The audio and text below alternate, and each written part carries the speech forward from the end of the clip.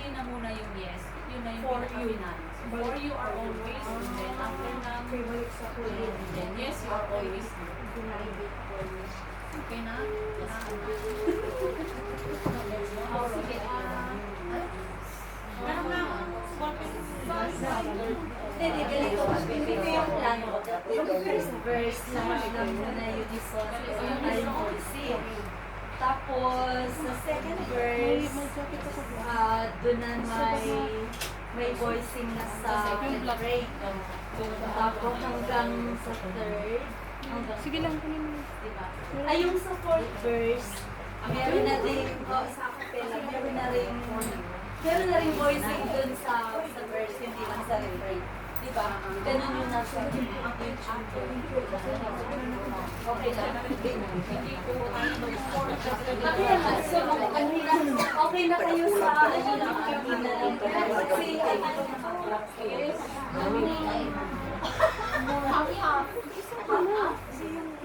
sinabi pwede na kayo.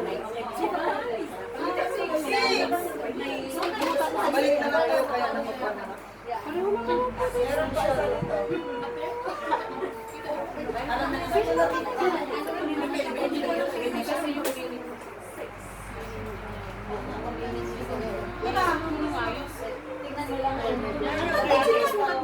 Sige.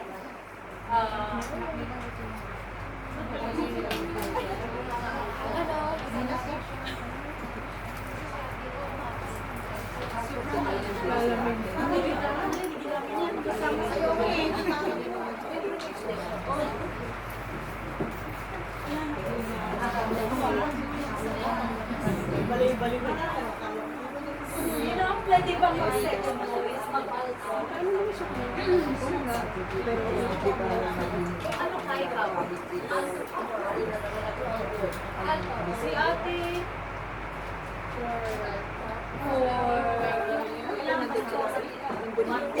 Yung dalawa lang tayo. You can try. Ito si Christy. Halika dito. Ito si Christy. Dito lang sa kanta na to. Ito lang naman. Dito yung I watch the sunrise. Ikaw, G.